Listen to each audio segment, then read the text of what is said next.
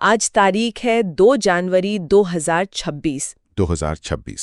आज के अखबारों में जो सबसे ज़रूरी बातें हैं वो सब लेकर आए हैं हम आपके अपने चैनल सुन लो यूपीएससी पर।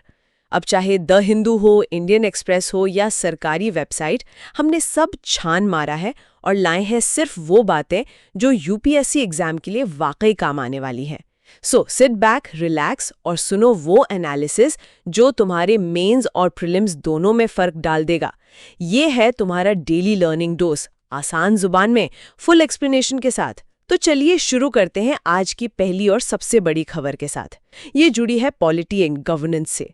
स्पोर्ट्स की दुनिया में और खासकर उसके एडमिनिस्ट्रेशन में एक बहुत बड़ा बदलाव आया है। एक नया कानून जो सालों से चली आ रही व्यवस्था को पूरी तरह बदलने की ताकत रखता है। बिल्कुल, आप इसे भारतीय खेल प्रशासन के लिए एक वाटरशेड मोमेंट कह सकते हैं। केंद्र सरकार ने नेशनल स्पोर्ट्स गवर्नेंस एक्ट 2025 को लागू कर दिया है। अच्छा। और ये 1 जनवरी 2026 से प्रभावी भी हो गया है। लेकिन मैंने पढ़ा कि इसे आंशिक रूप से यानी पार्शियली लागू किया गया है। मुझे एक बात समझ नहीं आ रही, अगर ये कानून इतना ही जरूरी है तो सरकार ने इसे आधा अधूरा क्यों लागू किया? क्या कोई अड़चन है या ये कोई सोची समझी रणनीति का हिस्सा है? ये एक बहुत अच्छा सवाल है और ये सरकार की रणनीति को ही दिखाता है। देखिए, पार्शियल इम्प्लीमेंटेशन का मतलब है कि सरकार पूरे एक्ट को एक साथ लागू करके सिस्टम में भूचाल नहीं लाना चाहती। वो इसे फेज वाइज तरीके से, चरणबद्ध तरीके से लागू कर रही है। अभी सिर्फ कुछ चुनिंदा सेक्शंस को ही एक्टिवेट किया गया है, जैसे सेक्शंस 1 से 3, 1 to 3 और सेक्शंस 4, 5, 8 और 11, 4, 5, 8 and 11। तो असल में इन चुनिंदा सेक्शंस को लागू करने के पीछे सरकार का पहला कदम क्या है? सबसे पहले क्या करना चाहती है सरकार? एग्जैक्टली। सरकार का तात्कालिक उद्देश्य यानी इमीडिएट ऑब्जेक्टिव 2 नई और बहुत पावरफुल बॉडीज का गठन करना है। ओके। और पहली है नेशनल स्पोर्ट्स बोर्ड, जिसे हम एनएसबी कहेंगे। एनएसपी, ठीक है। और दूसरी है नेशनल स्पोर्ट्स ट्रिब्यूनल यानी एनएसटी।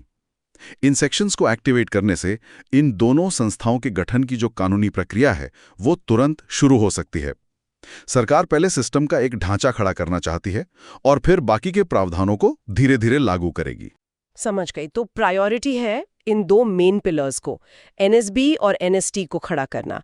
लेकिन इसका नेशनल स्पोर्ट्स फेडरेशंस यानी एनएसएफ्स पर क्या असर पड़ेगा? मेरा मतलब है जो बीसीसीआई या ऑल इंडिया फुटबॉल फेडरेशन जैसी बॉडीज हैं उन पर इसका बहुत बड़ा और सीधा असर पड़ेगा। इस एक्ट के लागू होते ही सभी मान्यता प्राप्त एनएसएफ्स के लिए ये कानूनी रूप से अनिवार्य हो गया है कि वे अपनी एग्जीक्यूटिव कमिटीज को रीस्ट्रक्चर करें। अच्छा, रीस्ट्रक्चर करें। हाँ, और इसमें सबसे बड़ा बदलाव कमिटी के आकार को लेकर है। अब एग्जीक्यूटिव कमिटी में अधिकतम 15 सदस्य ही हो सकते हैं। सिर्फ 15 सदस्य? ये तो वाकई एक बहुत बड़ा बदलाव है। मैंने सुना है कि कई फेडरेशंस में तो 40-50 लोग कमिटीज में होते हैं, ज्यादातर तो बस राजनीतिक रसूख के चलते। बिल्कुल, यही समस्या थी। और सिर्फ इतना ही नहीं, एक और क्रांतिकारी प्रावधान है। वो क्या है? इस 15 सदस्यों की कमेटी में कम से कम 2 स्पोर्ट्स पर्सन्स ऑफ मेरिट यानी एसओएम्स को शामिल करना अब स्टैट्यूटरी रिक्वायरमेंट है। अच्छा, स्टैट्यूटरी रिक्वायरमेंट। ये एक कानूनी बाध्यता है, कोई सलाह या गाइडलाइन नहीं। अगर कोई फेडरेशन इसका पालन नहीं करता है तो जो नई बॉडी बन रही है एनएसबी, वो उसकी मान्यता भी रद्द कर सकती है। वाह! लेकिन क्या 15 लोगों की कमेटी में सिर्फ 2 खिलाड़ी वाकई कोई फर्क डाल पाएंगे या ये सिर्फ एक सिंबॉलिक जेस्चर है? देखिए, शुरुआत में ये सिंबॉलिक लग सकता है, लेकिन ये पावर डायनामिक को बदलने की एक बहुत महत्वपूर्ण पहली सीढ़ी है। अभी तक क्या होता था, फेडरेशंस को कैरियर एडमिनिस्ट्रेटर्स या नेता चलाते थे जिन्हें शायद जमीनी हकीकत का उतना अंदाजा नहीं होता। सही बात है। अब जब 2 अनुभवी खिलाड़ी जो खुद उस सिस्टम से गुजरे हैं डिसीजन मेकिंग टेबल पर होंगे तो उनकी आवाज को नजरअंदाज करना मुश्किल होगा। वे ट्रेनिंग, उपकरण, सिलेक्शन से जुड़े मुद्दों को उस पर्सपेक्टिव से उठा पाएंगे जो कोई एडमिनिस्ट्रेटर नहीं उठा सकता। ये बात तो बिल्कुल सही है। अब यूपीएससी के नजरिए से देखें तो ये टॉपिक कितना महत्वपूर्ण है, इसका सिलेबस से डायरेक्ट करेक्शन कहाँ बनता है? ये यूपीएससी के लिए बेहद महत्वपूर्ण टॉपिक है। जीएस पेपर 2 में एक टॉपिक है statutory, regulatory and various quasi judicial bodies. हाँ है। तो एनएसबी एक रेगुलेटरी बॉडी है और एनएसटी एक क्वाजी जुडिशियल बॉडी है। तो ये सीधे सीधे सिलेबस में फिट होता है। और प्रीलिम्स और मेंस के लिए? प्रीलिम्स के लिए एनएसबी और एनएसटी की संरचना, उनके सदस्यों की नियुक्ति कैसे होगी, सॉम की परिभाषा क्या है ऑफिस बेयरर्स के लिए आयु सीमा और कार्यकाल की सीमाएं, ये सब डायरेक्ट फैक्चुअल क्वेश्चंस बन सकते हैं। और मेंस के लिए ये खेल प्रशासन में सुधार, ट्रांसपेरेंसी, अकाउंटेबिलिटी और सबसे बढ़कर स्वायत्ता बनाम जवाबदेही की बहस, दी ऑटोनॉमी वर्सेस अकाउंटेबिलिटी डिबेट पर एक बेहतरीन केस स्टडी है। आपने स्वायत्ता बनाम जवाबदेही की बात की, इस पर हम आगे विस्तार से चर्चा करेंगे, लेकिन पहले इसकी पृष्ठभूमि को समझते हैं। इस 2025 के एक्ट से पहले भारत में स्पोर्ट्स गवर्नेंस का सिस्टम क्या था? कुछ तो रहा होगा। हाँ, 2025 से पहले भारत में स्पोर्ट्स को रेगुलेट करने के लिए जो व्यवस्था थी वो national sports development code of India 2011 पर आधारित थी। 2011 का कोड? जी। यहाँ सबसे महत्वपूर्ण बात यह समझने की है कि ये 2011 का कोड संसद द्वारा पारित कोई कानून नहीं था। It was not an act of parliament. तो फिर ये क्या था? ये सिर्फ एग्जीक्यूटिव इंस्ट्रक्शंस का एक सेट था जिसे ministry of youth affairs and sports ने जारी किया था। मतलब ये लीगली बाइंडिंग नहीं था। एग्जैक्टली। एक तरह से बस गाइडलाइंस थी। एग्जैक्टली। आपने बिल्कुल सही समझा, क्योंकि इसका कोई स्टैट्यूटरी बैकिंग नहीं था। इसलिए शक्तिशाली स्पोर्ट्स फेडरेशंस अक्सर इसके प्रावधानों को, जैसे कि आयु और कार्यकाल की सीमाओं को, मानने से इनकार कर देते थे। अच्छा, तो वो मानते ही नहीं थे? नहीं, मामला अदालतों में जाता था, लंबी कानूनी लड़ाइयां होती थी और सुधार लागू ही नहीं हो पाते थे। ये नया एक्ट उस कमी को दूर करता है। ये एक संसदीय कानून है जिसका पालन करना हर एनएसएफ के लिए अनिवार्य है। No exceptions. क्या इस तरह का मॉडल, खासकर स्पोर्ट्स ट्रिब्यूनल का, दुनिया में कहीं और भी है या ये भारत का अपना इन्वेंशन है? नहीं, ये कोई यूनिक इन्वेंशन नहीं है और ये अच्छी बात है कि हम ग्लोबल बेस्ट प्रैक्टिसेस से सीख रहे हैं। ऑस्ट्रेलिया और कनाडा जैसे देशों में नेशनल स्पोर्ट्स ट्रिब्यूनल का सफल मॉडल कई सालों से काम कर रहा है। अच्छा। वहां के अनुभव से पता चलता है कि एक स्पेशलाइज्ड ट्राइब्यूनल विवादों को सामान्य अदालतों की तुलना में बहुत तेजी से और बेहतर तरीके से सुलझा सकता है। क्यों? ऐसा क्यों? क्योंकि वहां के जजेस को खेल की बारीकियों की, उसकी नियमों की, उसकी राजनीति की गहरी समझ होती है। ये एक्ट उसी इंटरनेशनल बेस्ट प्रैक्टिस को भारत में लाने का एक प्रयास है। आपने कुछ नए टर्म्स का जिक्र किया, एनएसबी, एनएसटी और एसओएम। चलिए इन्हें हमारे लिसनर्स के लिए आसान भाषा में तोड़ते हैं। सबसे पहले नेशनल स्पोर्ट्स बोर्ड या एनएसबी क्या करेगा? ये स्पोर्ट्स का आरबीआई है या सेबी? थोड़ा मुस्कुराते हुए सेबी वाला एनालॉजी ज्यादा करीब है। एनएसबी को आप स्पोर्ट्स फेडरेशंस का रेगुलेटर समझ सकते हैं। रेगुलेटर, ठीक है। इसके मुख्य काम होंगे एनएसएफ्स को मान्यता देना और वापस लेना, उनके फाइनेंशियल कंप्लायंस की निगरानी करना ताकि सरकारी फंड का दुरुपयोग न हो, गुड गवर्नेंस और आचार संहिता, कोड ऑफ एथिक्स को लागू करना, और अगर कोई नियमों का उल्लंघन करता है तो उसे दंडित करना। और नेशनल स्पोर्ट्स ट्रिब्यूनल या एनएसटी का क्या रोल होगा? ये एक तरह की स्पोर्ट्स कोर्ट होगी। हाँ, आप इसे स्पोर्ट्स कोर्ट कह सकते हैं। ये एक विशेष न्यायिक निकाय, स्पेशलाइज्ड जुडिशियल बॉडी है। इसका मुख्य काम खेल से जुड़े विवादों का निपटारा करना है। जैसे किस तरह के विवाद? जैसे मान लीजिए किसी खिलाड़ी को लगता है कि नेशनल टीम में उसका सिलेक्शन गलत तरीके से नहीं हुआ, या किसी खिलाड़ी पर डिसिप्लिनरी एक्शन लिया गया है, या फिर फेडरेशंस के अंदर गवर्नेंस को लेकर कोई विवाद है। ऐसे सभी मामले अब हाई कोर्ट्स में जाने के बजाय सीधे एनएसटी में जाएंगे। तो इससे हाई कोर्ट्स पर बोझ कम होगा? बिल्कुल, बोझ कम होगा और फैसले भी जल्दी आएंगे। और सबसे जरूरी, स्पोर्ट्स पर्सन ऑफ मेरिट या एसओएम किसे माना जाएगा? क्या गली क्रिकेट खेलने वाला भी एसओएम बन सकता है? हक नहीं, इतना आसान नहीं है। एक्ट में एसओएम को स्पष्ट रूप से परिभाषित किया गया है। एसओएम एक ऐसा एथलीट है जो कम से कम 1 साल से एक्टिव स्पोर्ट्स से रिटायर्ड हो चुका हो। अच्छा, रिटायर्ड होना जरूरी है? हाँ, ताकि कॉन्फ्लिक्ट ऑफ इंटरेस्ट ना हो, और जिसने अंतर्राष्ट्रीय स्तर पर एक निश्चित बेंचमार्क हासिल किया हो, जैसे ओलंपिक या विश्व चैंपियनशिप में पदक जीता हो या कम से कम पार्टिसिपेट किया हो। यह सुनिश्चित करता है कि कमेटी में बैठे खिलाड़ी अनुभवी हों और उनकी बात में वजन हो। ठीक है, अब आते हैं उन फैक्चुअल डिटेल्स पर जो प्रीलिम्स के लिए क्रिटिकल हैं। इन पर डबल फोकस करना होगा। बिल्कुल। पहला, प्रभावी तिथि, इफेक्टिव डेट 1 जनवरी 2026, 1 जनवरी 2026। इसे याद रखना है, 1 जनवरी 2026। दूसरा, एग्जीक्यूटिव कमेटी का आकार, अधिकतम 15 सदस्य। अधिकतम 15। और तीसरा, अनिवार्य एथलीट प्रतिनिधित्व, कम से कम 2 सॉम्स। कम से कम 2। ठीक है। एज लिमिट्स और टेन्योर के बारे में क्या प्रावधान है? ये अक्सर फेडरेशंस में विवाद का सबसे बड़ा कारण बनते हैं। हाँ, बिल्कुल। इसीलिए एक्ट में इसे बहुत स्पष्ट रूप से लिखा गया है। एनएसबी के सदस्यों के लिए अधिकतम आयु सीमा 65 वर्ष है 65 फॉर एनएसबी। और वे एक बार पुनः नियुक्ति के लिए पात्र होंगे। वहीं एनएसटी सदस्यों के लिए अधिकतम आयु 67 वर्ष है और उनका कार्यकाल 4 साल का होगा। 67 फॉर एनएसटी, 4 ईयर टर्म। ये आंकड़े बहुत महत्वपूर्ण हैं। जी, 65 फॉर एनएसबी, 67 फॉर एनएसटी। और ये एक्ट किस किस पर लागू होगा? क्या बीसीसीआई भी इसके दायरे में आएगा? ये एक बड़ा सवाल है। ये Indian Olympic committee, national Paralympic committee और केंद्र सरकार द्वारा मान्यता प्राप्त सभी नेशनल स्पोर्ट्स फेडरेशंस एनएसएफ्स पर लागू होगा। अब बीसीसीआई का मामला थोड़ा पेचीदा है, क्योंकि वो सरकार से फंडिंग नहीं लेता, इसलिए वो खुद को एक स्वायत्त निजी संस्था बताता है। लेकिन कानूनी तौर पर यह एक्ट सभी मान्यता प्राप्त एनएसएफ्स पर लागू होता है। तो आने वाले समय में ये देखने वाली बात होगी कि सरकार और बीसीसीआई के बीच इस पर क्या समीकरण बनता है। चलिए, अब मेंस के दृष्टिकोण से इसका एनालिसिस करते हैं। पहला पॉइंट है स्ट्रक्चरल रिफॉर्मेशन। ये 15 सदस्यों की सीमा क्यों रखी गई है? इसके पीछे क्या सोच है? इसके पीछे मुख्य उद्देश्य फेडरेशंस में ब्लोट को कम करना है। होता क्या था कि राजनीतिक प्रभाव वाले लोगों को खुश करने के लिए या अपने गुट को मजबूत करने के लिए कमिटीज में दर्जनों सदस्य बना दिए जाते थे। अच्छा। इससे डिसीजन मेकिंग मुश्किल और इनएफिशिएंट हो जाती थी। 15 सदस्यों की सीमा इसे सुव्यवस्थित करेगी और हर सदस्य की जवाबदेही तय करना आसान होगा। अब आते हैं उस क्रूशियल डिबेट पर, दी ऑटोनॉमी वर्सेस अकाउंटेबिलिटी डिबेट। सरकार तो इसे पारदर्शिता लाने का एक उपाय बता रही है, पर क्या इससे एक नया लाइसेंस राज शुरू नहीं हो जाएगा, जहां खेल संघों को सरकार की हर बात माननी पड़ेगी, वरना उनकी मान्यता ही रद्द हो जाएगी? ये तो उनकी स्वायत्ता के लिए एक बड़ा खतरा है। आपने बिल्कुल सही नब्ज पकड़ी है।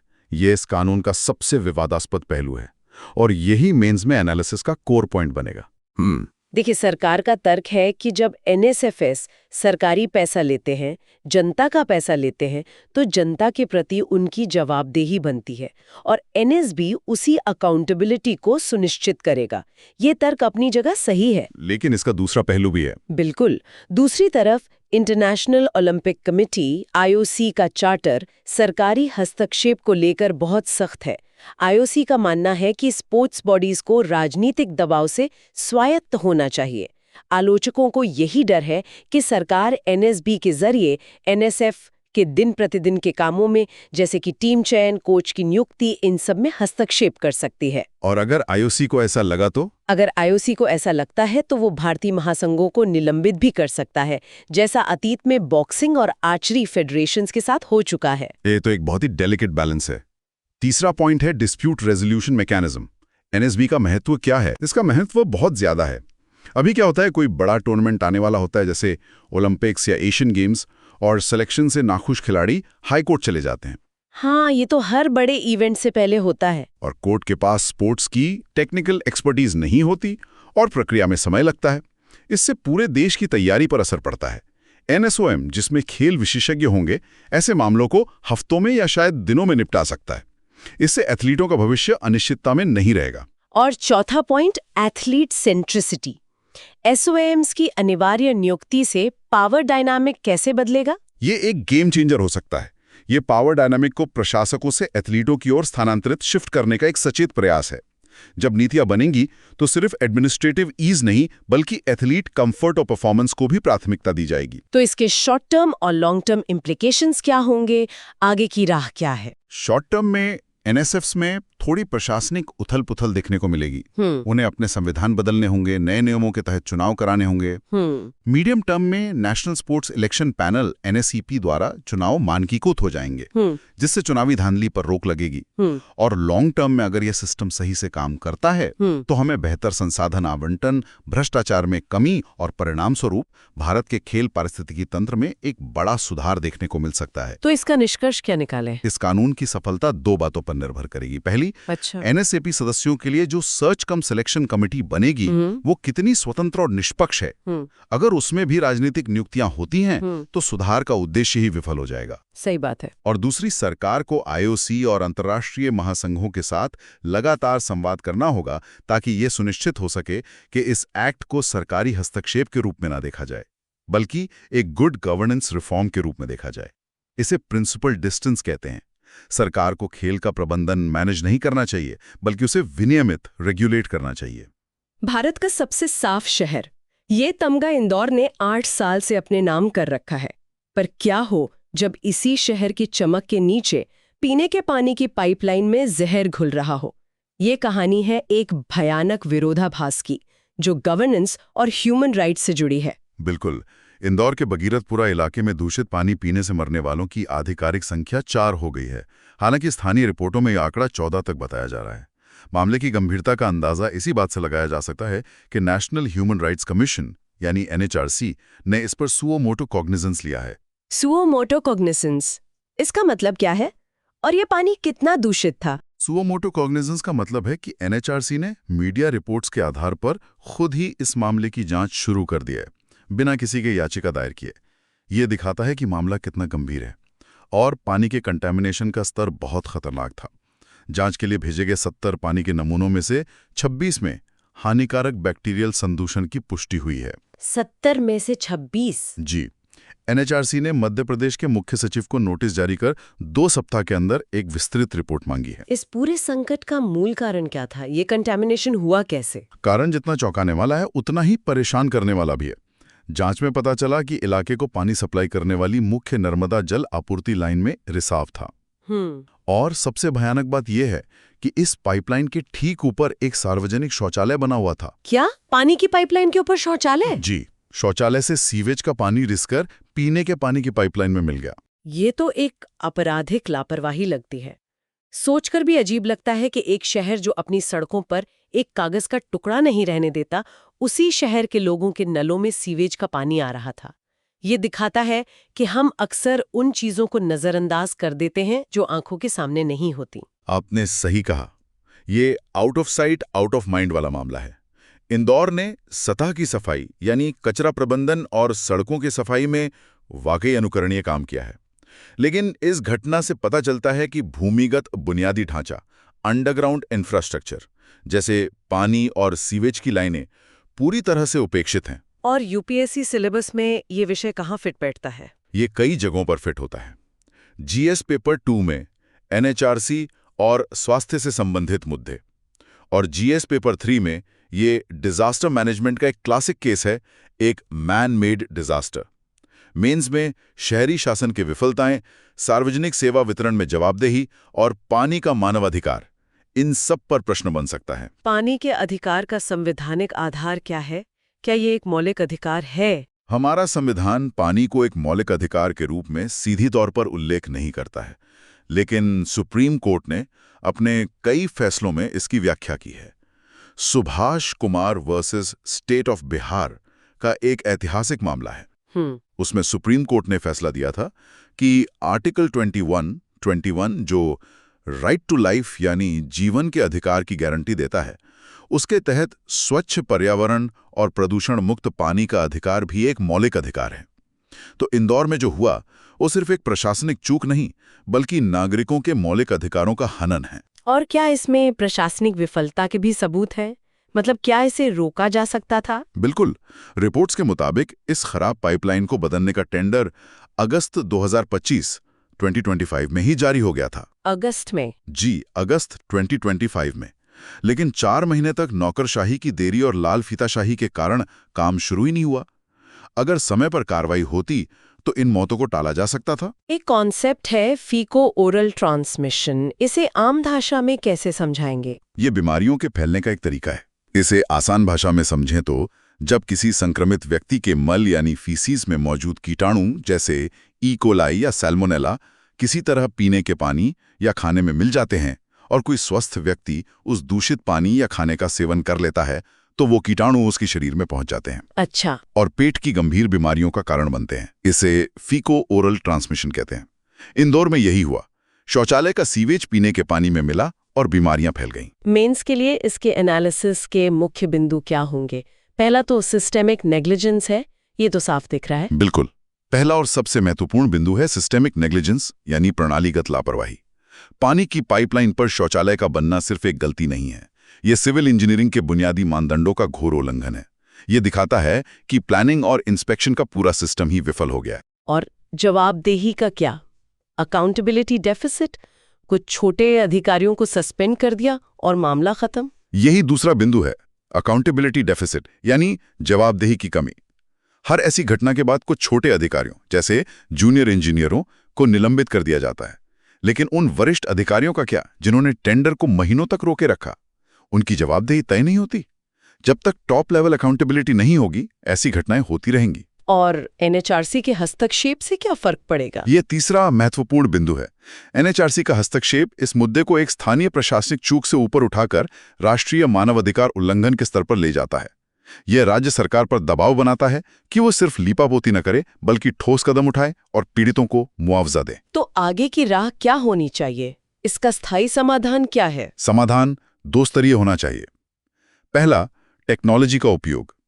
सभी शहरों में पानी और सीवेज लाइनों जैसी भूमिगत उपयोगिताओं की जीआईएस मैपिंग अनिवार्य की जानी चाहिए। GIS mapping? हाँ, इससे एक डिजिटल नक्शा बन जाएगा कि कौन सी पाइपलाइन कहाँ है।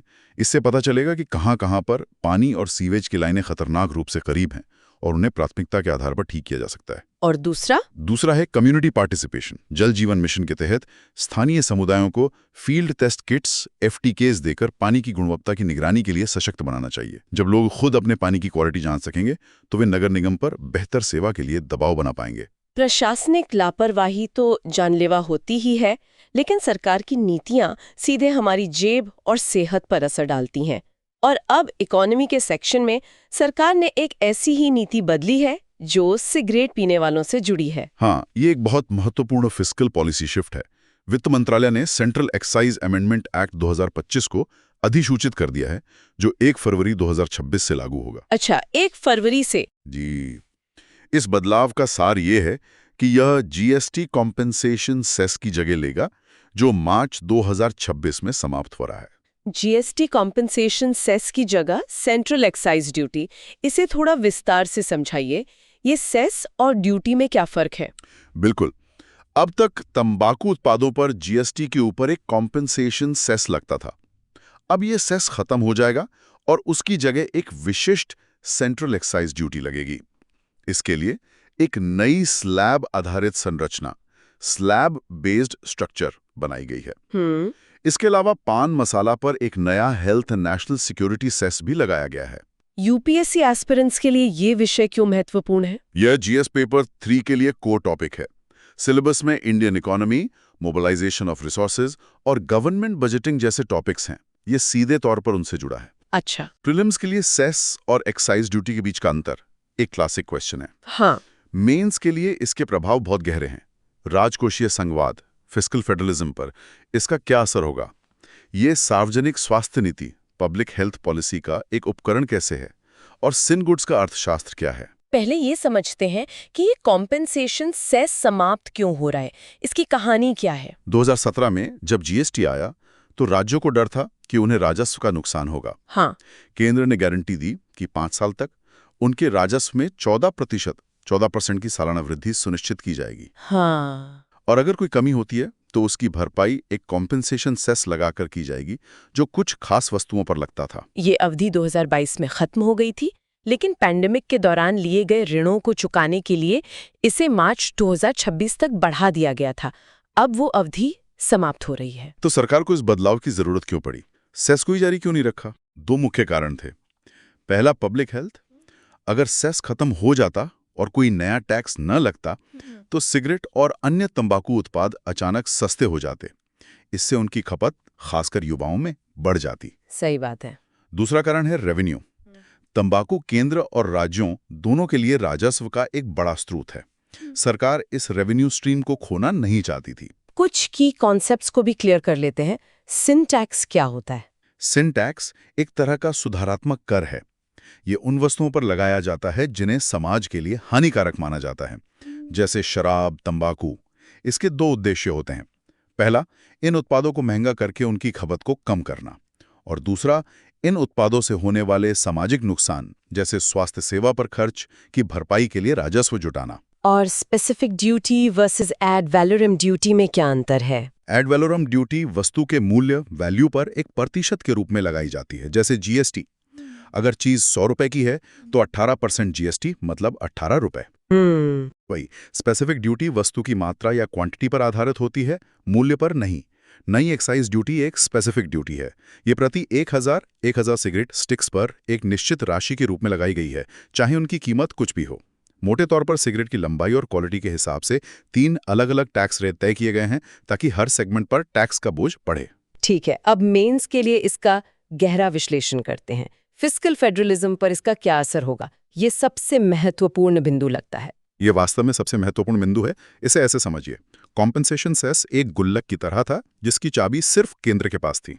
इसका पैसा राज्यों के साथ नहीं बांटा जाता था। अच्छा, वो सारा पैसा केंद्र के पास जाता था। जी, लेकिन एक्साइज ड्यूटी एक बड़े साझे खाते यानी डिविजिबल पूल ऑफ टैक्सेस की तरह है, जिसमें से वित्त आयोग फिनांस कमीशन के फॉर्मूले के तहत करीब 41% पैसा सीधे राज्यों को मिलता है। तो अब तंबाकू से कमाया पैसा सिर्फ दिल्ली में नहीं रुकेगा, बल्कि राज्यों में भी बटेगा। बिल्कुल, ये केंद्र राज्य वित्तीय संबंधों को मजबूत करेगा और राज्यों को एक नया रेवेन्यू सोर्स देगा। और पब्लिक हेल्थ ऑब्जेक्टिव्स के लिहाज से ये कदम कितना प्रभावी है? वर्ल्ड हेल्थ ऑर्गेनाइजेशन WHO की सिफारिश है कि तंबाकू उत्पादों के खुदरा मूल्य रिटेल प्राइस का कम से कम 75% हिस्सा टैक्स होना चाहिए। 75%? जी, भारत में यह आंकड़ा ऐतिहासिक रूप से लगभग 53% के आसपास रहा है।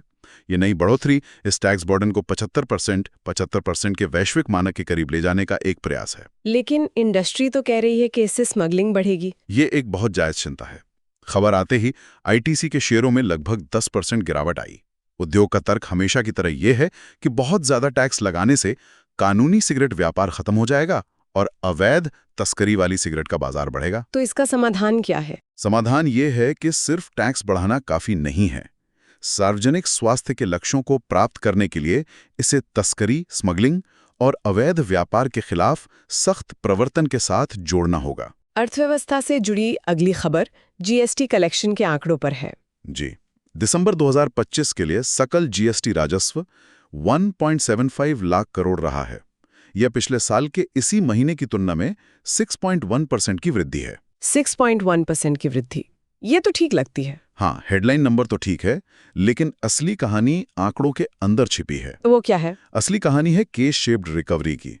आयात से मिलने वाले राजस्व में 19.7% की शानदार वृद्धि हुई, जबकि घरेलू लेनदेन से राजस्व वृद्धि केवल 1.2% रही। एक मिनट, ये तो बहुत बड़ा अंतर है। 19.7% और 1.2%।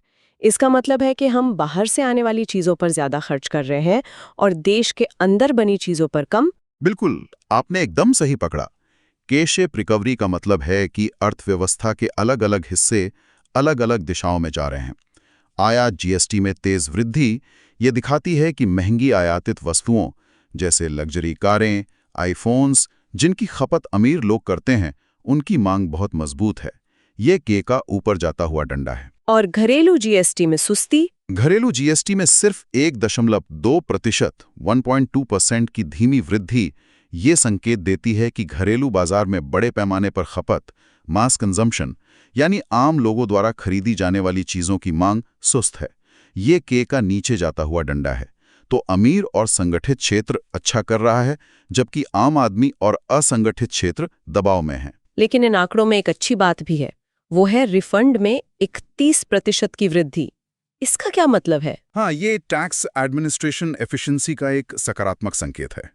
इसका मतलब है कि tax machinery input tax credit ITC refund को तेजी से और कुशलता से प्रोसेस कर रही है। ये खासकर निर्यातकों, एक्सपोर्टर्स के लिए अच्छी खबर है, क्योंकि इससे उनकी फंसी हुई कार्यशील पूंजी, वर्किंग कैपिटल जल्दी वापस मिलती है। तो कुल मिलाकर फिस्कल स्टेबिलिटी के लिए ये आंकड़े क्या कहते हैं? लगातार तीसरे महीने 1.7 लाख करोड़ से ज्यादा का कलेक्शन ये दर्शाता है कि GST अब एक नए उच्च आधार, हायर बेसलाइन पर स्थिर हो गया है। ये सरकार के लिए एक अच्छी खबर है, क्योंकि ये राजकोषीय स्थिरता, फिस्कल स्टेबिलिटी प्रदान करता है और कैपेक्स के लिए जगह बनाता है। अब चलते हैं इंटरनेशनल रिलेशंस के सेक्शन में। भारत और पाकिस्तान के बीच चाहे कितना भी तनाव हो, एक पुरानी परंपरा इस साल भी जारी रही। जी हाँ, 1 जनवरी 2026 को भारत और पाकिस्तान ने अपने अपने परमाणु प्रतिष्ठानों और सुविधाओं, न्यूक्लियर इंस्टॉलेशंस एंड फैसिलिटीज की सूची का आदान प्रदान किया। अच्छा, इस साल भी हुआ? हाँ, ये 1992 के बाद से लगातार 35वां ऐसा आदान प्रदान है। ये किस समझौते के तहत होता है? ये agreement on the prohibition of attack against nuclear installations and facilities के तहत होता है। ये समझौता 31 दिसंबर 1988 को साइन हुआ था। इसके तहत दोनों देश हर साल 1 जनवरी को एक दूसरे को अपने परमाणु ठिकानों की सूची सौंपते हैं ताकि युद्ध की स्थिति में भी कोई गलती से इन पर हमला न कर दे। मतलब माहौल चाहे जितना भी बिगड़ जाए, ये एक ऐसा सेफ्टी वॉल्व है जो दोनों देशों को सबसे बुरे कदम उठाने से रोकता है। एकदम सही। आप इसे एक कॉन्फिडेंस बिल्डिंग मेजर कह सकते हैं। सोचिए 1992 से अब तक क्या क्या नहीं हुआ। करगिल युद्ध, संसद पर हमला, मुंबई हमला, इतने बड़े संकटों के बावजूद ये प्रोटोकॉल कभी नहीं तोड़ा गया। सही बात है। ये दोनों देशों की परमाणु परिपक्वता, न्यूक्लियर मैच्योरिटी का सबसे बड़ा प्रमाण है। इसके साथ ही दोनों देशों ने एक दूसरे के जेलों में बंद नागरिक कैदियों और मछुआरों की सूचियों का भी आदान प्रदान किया। अब पड़ोस से एक बेहद चिंताजनक खबर आ रही है। बांग्लादेश में अल्पसंख्यकों, खासकर हिंदू समुदाय पर हमले बढ़ रहे हैं। ये बहुत ही दुखद और गंभीर घटना है। बांग्लादेश के शरीयतपुर जिले में खोखोन चंद्र दास नाम के एक 50 वर्षीय हिंदू व्यवसायी पर एक क्रूर हमला हुआ। ये घटना दिसंबर 2025 में 2 अन्य हिंदू युवकों की लिंचिंग के ठीक बाद हुई है। मेंस के दृष्टिकोण से भारत के लिए इसके क्या प्रभाव है? जीएस पेपर 2 में ये कहाँ फिट होता है? जीएस पेपर 2 में भारत और उसके पड़ोस के संबंध, India and it's neighbourhood relations, एक की टॉपिक है। ये घटना सीधे तौर पर उससे जुड़ी है। ये सिस्टमैटिक वल्नरेबिलिटी यानी प्रणालीगत भेद्यता को उजागर करता है। और ध्यान देने वाली बात यह है कि आर्थिक संपत्ति, इकोनॉमिक एसेट्स, जैसे कि व्यवसायों को लक्षित किया जा रहा है। ये समुदाय को सिर्फ शारीरिक रूप से नहीं बल्कि आर्थिक रूप से भी उखाड़ने का एक प्रयास है। तो इस स्थिति में भारत क्या कर सकता है? हमारे सामने क्या राजनयिक दुविधा, डिप्लोमैटिक डायलेमा है? भारत एक बहुत ही मुश्किल स्थिति में है।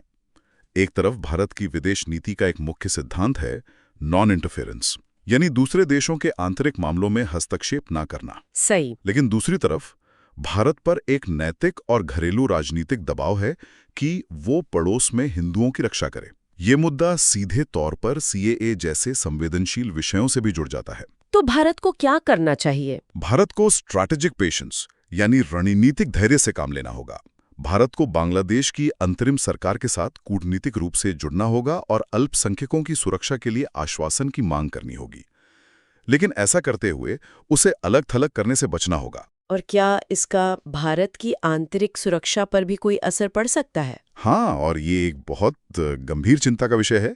इन अत्याचारों का इस्तेमाल भारत के भीतर सांप्रदायिक तत्व, कम्युनल एलिमेंट्स, तनाव भड़काने के लिए कर सकते हैं। अच्छा। इसके अलावा अगर बांग्लादेश में डर का माहौल बढ़ता है तो इससे पश्चिम बंगाल और पूर्वोत्तर में शरणार्थियों, रेफ्यूजीज की एक नई लहर आ सकती है, जिससे वहां के संसाधनों पर भारी दबाव पड़ेगा। भारत को अंतर्राष्ट्रीय मानवाधिकार मंचों का उपयोग करके ढाका पर जवाबदेही के लिए दबाव बनाना चाहिए और अपने सीमा प्रबंधन, बॉर्डर मैनेजमेंट को मजबूत करना होगा।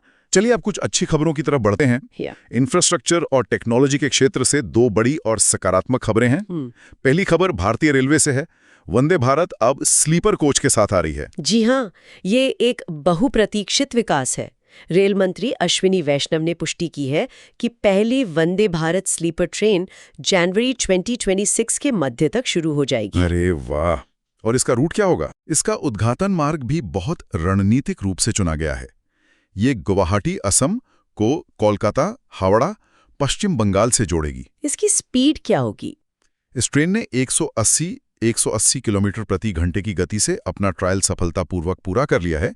हालांकि पटरियों की स्थिति को देखते हुए इसे 130 किलोमीटर प्रति घंटे की परिचालन गति, ऑपरेशनल स्पीड से चलाने के लिए डिजाइन किया गया है, जो अभी भी राजधानी जैसी ट्रेनों से काफी तेज है। और सेफ्टी फीचर्स, खासकर कवच के बारे में बताइए, ये क्या है? इसमें सबसे महत्वपूर्ण सेफ्टी फीचर है कवच, जो भारत की अपनी स्वदेशी ऑटोमेटिक ट्रेन प्रोटेक्शन ATP प्रणाली है। अच्छा। आसान भाषा में समझें तो अगर 2 कवच इनेबल्ड ट्रेनें एक ही पटरी पर आमने सामने आ रही हैं तो ये सिस्टम स्वचालित रूप से ब्रेक लगा देगा और उन्हें टकराने से रोक देगा।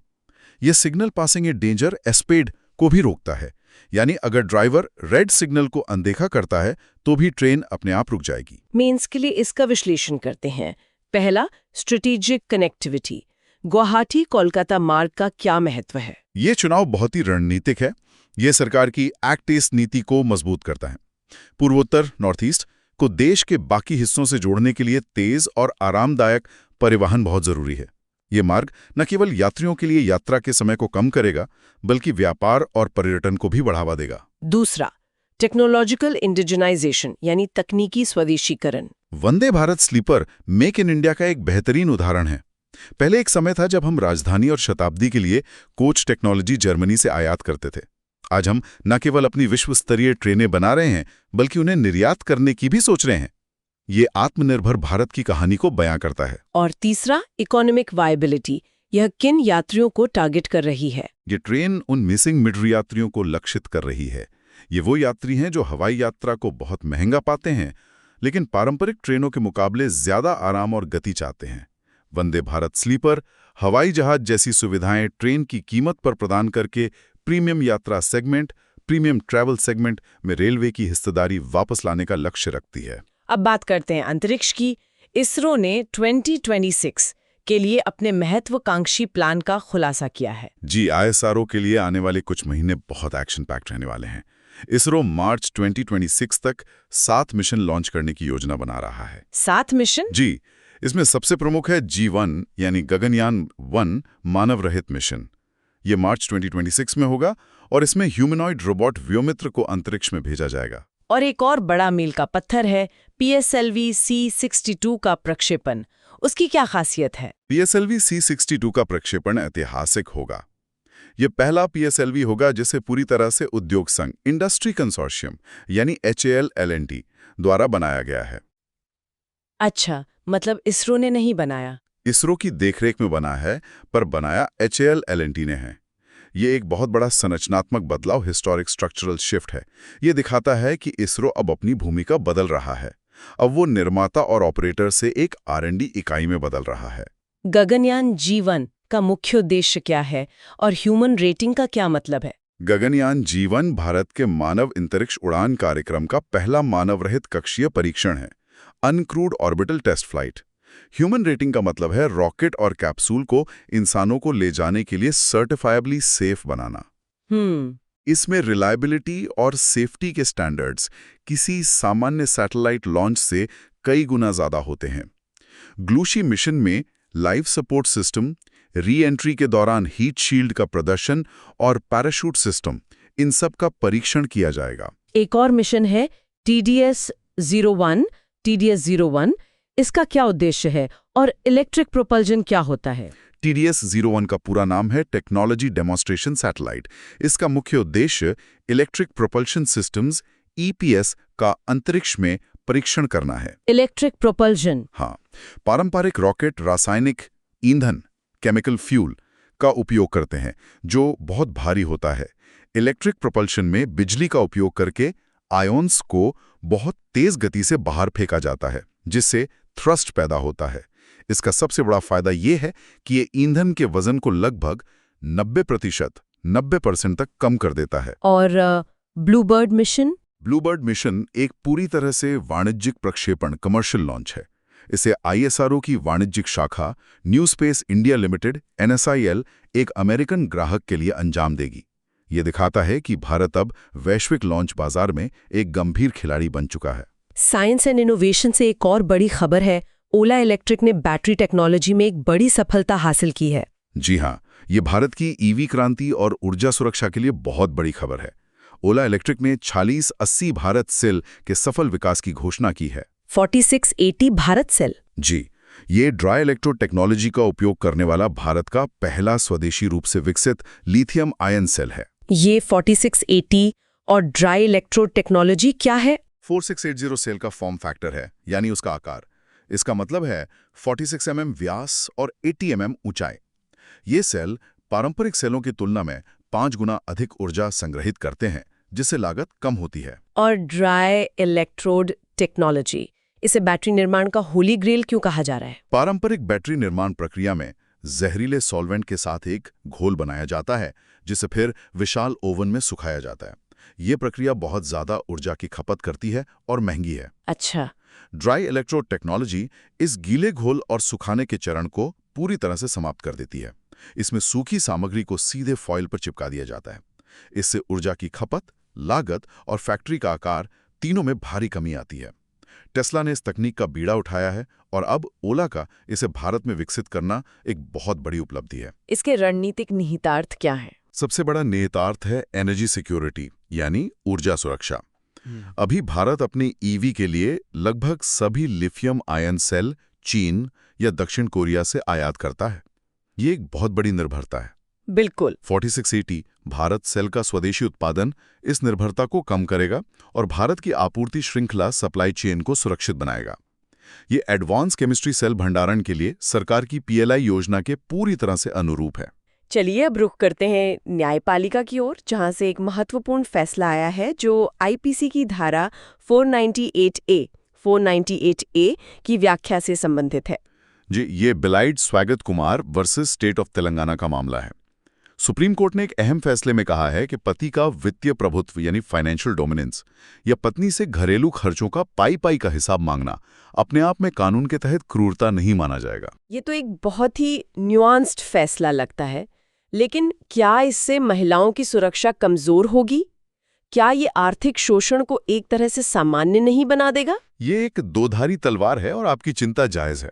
कोर्ट ने विवाहित जीवन के सामान्य उतार चढ़ाव, wear and tear of married life और आपराधिक क्रूरता के बीच एक रेखा खींचने की कोशिश की है। कोर्ट का मानना है कि हर असहमति या अप्रिय व्यवहार क्रूरता नहीं है। यह फैसला सुप्रीम कोर्ट के उन पिछले फैसलों की कड़ी में एक और कदम है, जैसे Arnesh Kumar versus state of Bihar, जिनका उद्देश्य सेक्शन 498A के दुरुपयोग को रोकना है। लेकिन इसका दूसरा पहलू भी तो है। बिल्कुल। आलोचकों का तर्क है कि यह फैसला आर्थिक शोषण को सामान्य बनाने का जोखिम उठाता है। उनका कहना है कि वित्तीय नियंत्रण अक्सर शारीरिक और मानसिक प्रताड़ना का एक रूप होता है और इस फैसले से महिलाओं के लिए इस तरह के शोषण के खिलाफ कानूनी मदद लेना और मुश्किल हो सकता है। यह फैसला आपराधिक संजूरी के खतरे को हटाकर वित्तीय नियंत्रण को एक तरह से सामाजिक स्वीकृति दे सकता है। अब हम दिन के कुछ महत्वपूर्ण संपादकीयों का विश्लेषण करेंगे। पहला द हिंदू से है, जिसका शीर्षक है मॉब रूल। ये संपादकीय हाल ही में केरल, ओडिशा और पश्चिम बंगाल में हुई कुछ बहुत ही परेशान करने वाली हिंसक घटनाओं का विश्लेषण करता है, जहां प्रवासी श्रमिकों को भीड़ ने पीट कर मार डाला। उन पर आरोप लगाया गया कि वे बांग्लादेशी घुसपैठिए हैं या चीनी दिखते हैं। इसका मुख्य तर्क है पहचान का शस्त्रीकरण, वेपनाइजेशन ऑफ आइडेंटिटी।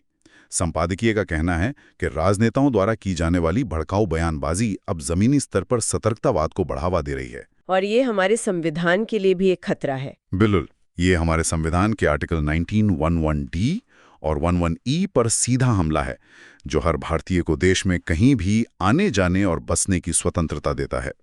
अगर मजदूर अपनी भाषा या शक्ल सूरत के कारण डर में जिएंगे तो भारत का आर्थिक एकीकरण खतरे में पड़ जाएगा। अगला संपादकीय द इंडियन एक्सप्रेस से है, प्रताप भानु मेहता का रियलिटी वर्सेस फैंटेसी। ये एक बहुत ही विचारोत्तेजक लेख है। मेहता का तर्क है कि भारत 2026 में दो दुनियाओं के बीच फंसा हुआ है। एक है कल्पना की दुनिया, जिसमें हम अपनी सभ्यता की महानता और विश्वगुरु की स्थिति का नैरेटिव बनाते हैं, और दूसरी है वास्तविकता की दुनिया, जिसमें गंभीर संरचनात्मक, आर्थिक और सामाजिक चुनौतियां हैं। जैसे economic fantasy versus reality. Mehta कहते हैं कि हम 8% GDP वृद्धि का जश्न मनाते हैं, जो कि कल्पना है, लेकिन वास्तविकता ये है कि निजी निवेश में ठहराव है और देश संरचनात्मक अल्प रोजगार से जूझ रहा है। मतलब नौकरियां पैदा तो हो रही हैं, लेकिन वे अच्छी क्वालिटी की नहीं हैं। मेहता का निष्कर्ष है कि भारत को प्रतीकात्मक राजनीति से हटकर वास्तविक समस्या समाधान पर ध्यान केंद्रित करने की आवश्यकता है। अगला विश्लेषण सी राजामोहन के लेख का है, navigating a world without norms. C Rajamohan का तर्क है कि शीत युद्ध के बाद का नियम आधारित अंतर्राष्ट्रीय व्यवस्था, rules based international order RBIO, अब ध्वस्त हो गया है। 2026 को नियमों से नहीं बल्कि शक्ति के कच्चे प्रदर्शन, रॉ एक्सरसाइज ऑफ पावर द्वारा परिभाषित किया जाएगा। तो ऐसे में भारत की रणनीति क्या होनी चाहिए? मोहन भारत की रणनीति के लिए 3 स्तंभों का सुझाव देते हैं। पहला, इंटरनल कोहेरेंस यानी आंतरिक सामंजस्य, दूसरा हार्ड पावर यानी कठोर शक्ति, और तीसरा ट्रांजैक्शनल एंगेजमेंट यानी लेन देन पर आधारित जुड़ाव। भारत को किसी वैचारिक गुट में बंधने के बजाय अपने राष्ट्रीय हितों का पीछा करना चाहिए। अगला संपादकीय गिग वर्कर्स की हड़ताल पर है। जी, ये इंडियन एक्सप्रेस का संपादकीय है जो नए साल की पूर्व संध्या पर डिलीवरी वर्कर्स द्वारा की गई राष्ट्रव्यापी हड़ताल का विश्लेषण करता है। यह हड़ताल 10 मिनट डिलीवरी मॉडल और कम वेतन के विरोध में थी।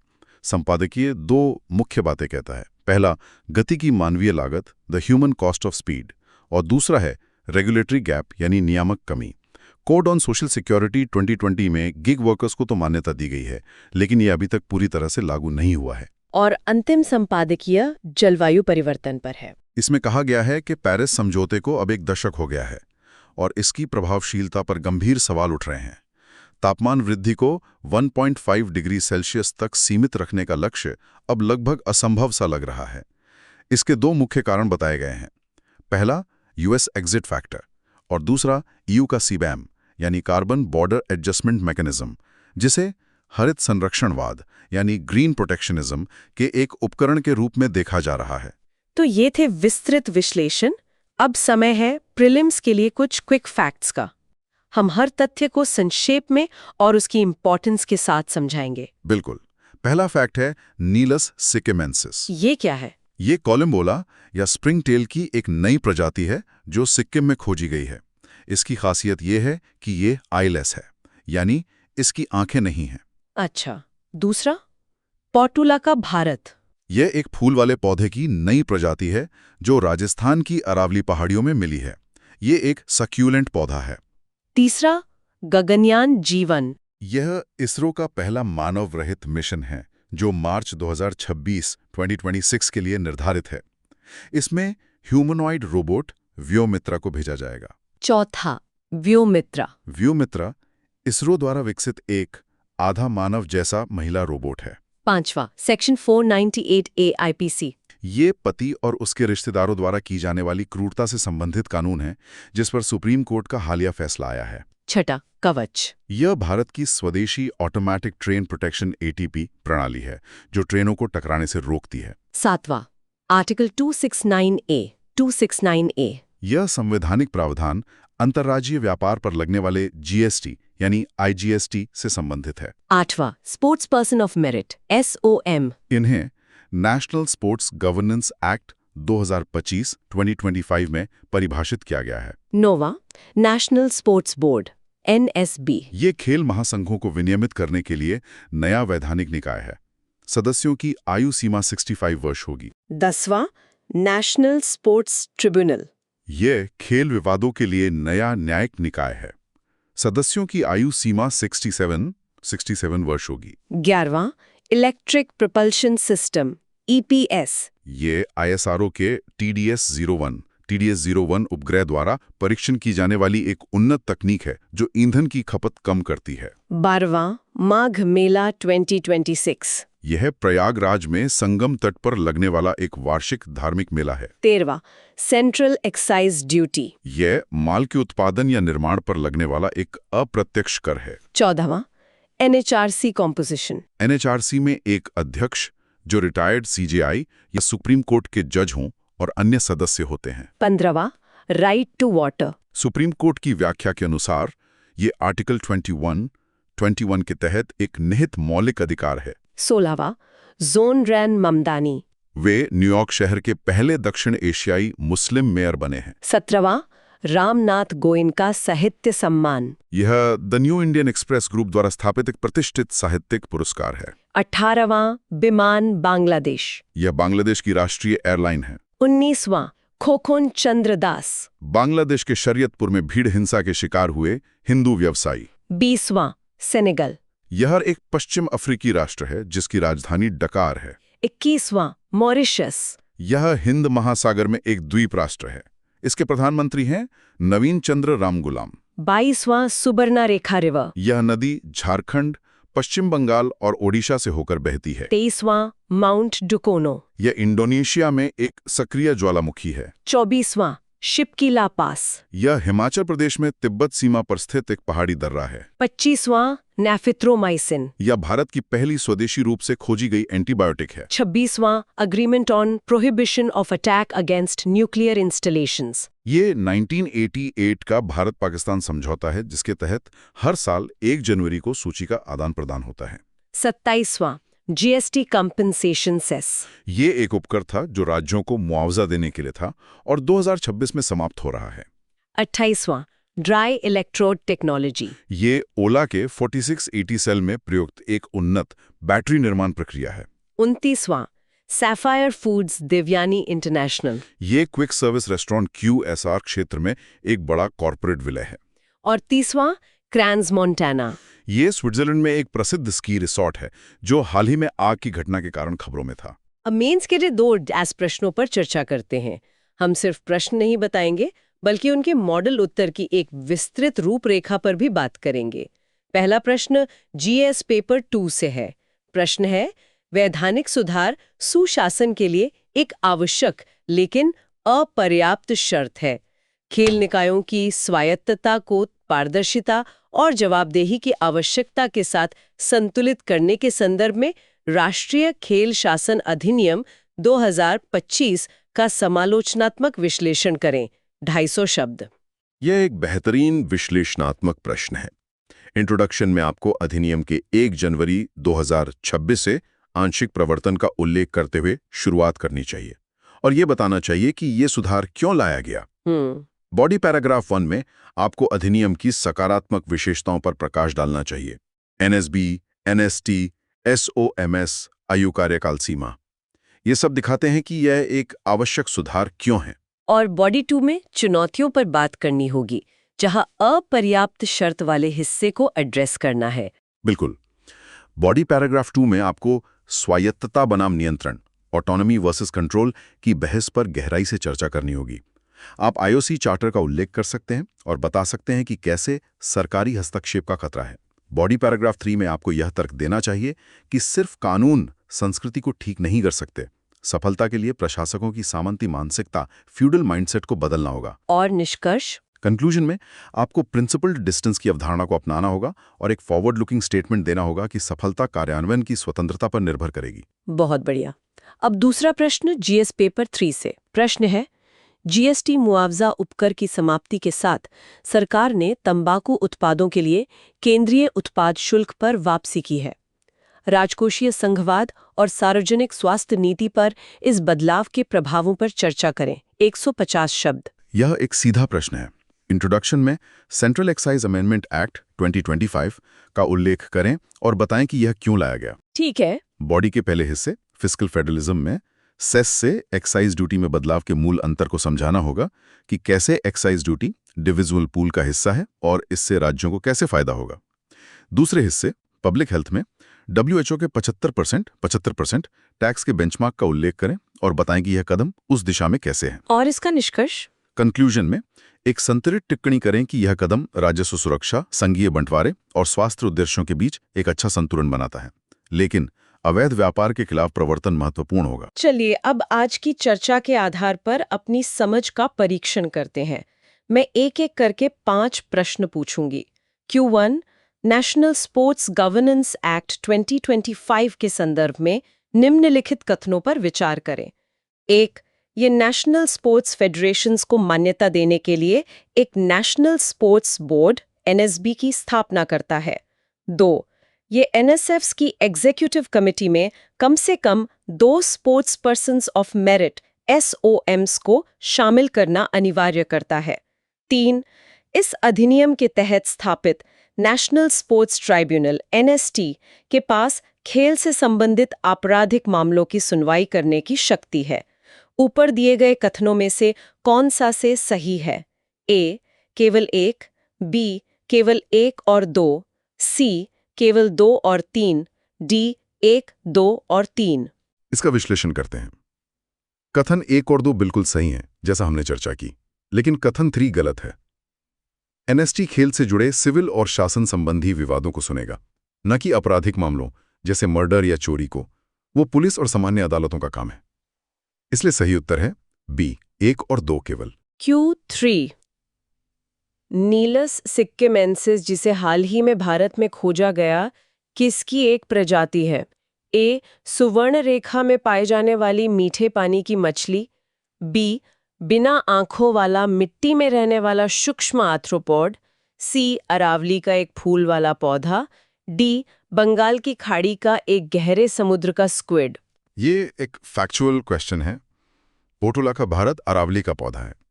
नीलस सिक्किमेंसिस सिक्किम में मिला एक छोटा, बिना आंखों वाला, मिट्टी में रहने वाला सूक्ष्म आर्थ्रोपॉड है। तो सही उत्तर है B. Q3 Agreement on the Prohibition of Attack Against Nuclear Installations and Facilities के तहत सूचियों का आदान प्रदान प्रतिवर्ष किस तारीख को होता है? A 15 August, B 26 January, C 1 January, D 31 दिसंबर। समझौता 31 दिसंबर 1988 को हस्ताक्षरित किया गया था, लेकिन इसके तहत सूचियों का आदान प्रदान हर साल 1 जनवरी को होता है। तो यहाँ कंफ्यूज नहीं होना है। सही उत्तर है सी, 1 जनवरी। डेटा के संबंध में निम्नलिखित में से कौन सा रुझान सही है? ए घरेलू राजस्व वृद्धि आयात राजस्व वृद्धि से अधिक थी। बी रिफंड में उल्लेखनीय गिरावट देखी गई। सी आयात राजस्व वृद्धि ने घरेलू राजस्व वृद्धि को काफी पीछे छोड़ दिया। D net collections gross collection से तेजी से बढ़ा। हमने के शेप्ड रिकवरी पर चर्चा करते हुए देखा था कि आयात राजस्व में लगभग 19.7% 19.7% की वृद्धि हुई, जबकि घरेलू राजस्व में केवल 1.2% 1.2% की। तो आयात वृद्धि बहुत ज्यादा थी, इसलिए विकल्प सी सही है। और अंतिम प्रश्न Q5 4680 भारत सेल जो हाल ही में खबरों में था, किससे संबंधित है? ए सौर फोटोवोल्टिक प्रौद्योगिकी, बी हाइड्रोजन ईंधन cell, C dry electrode lithium ion battery, D परमाणु संलयन रोकथाम। 4680 भारत सेल ओला इलेक्ट्रिक द्वारा विकसित एक लिथियम आयन बैटरी है जो ड्राई इलेक्ट्रोड तकनीक का उपयोग करती है, इसलिए सही उत्तर है सी। तो ये था आज का विस्तृत विश्लेषण। चलिए आज के मुख्य बिंदुओं को जल्दी से दोहराते हैं। पॉलिटी में नेशनल स्पोर्ट्स गवर्नेंस एक्ट 2025 लागू हुआ, जो खेल प्रशासन में स्वायत्तता बनाम जवाबदेही की बहस को तेज करता है। गवर्नेंस में इंदौर जल संकट ने शहरी शासन की खामियों और आर्टिकल 21 के तहत पानी के अधिकार के महत्व को उजागर किया है। इकोनॉमी में तंबाकू पर टैक्स का ढांचा बदला गया है। सेस की जगह अब एक्साइज ड्यूटी, जिसका फिस्कल फेडरलिज्म पर बड़ा असर होगा।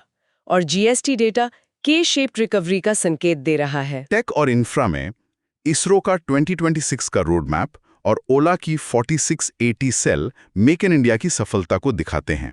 और जुडिशरी में सुप्रीम कोर्ट ने सेक्शन 498A पर एक महत्वपूर्ण और न्यूआंस्ड फैसला दिया है। आज की मेहनत कल की कहानी बदल देगी। अगर ये सेशन अच्छा लगा तो लाइक, शेयर और कमेंट जरूर करो और सब्सक्राइब करो सुन लो यूपीएससी को। 299 रुपीस मेंबरशिप ज्वाइन करके एक्सक्लूसिव कंटेंट का एक्सेस लो।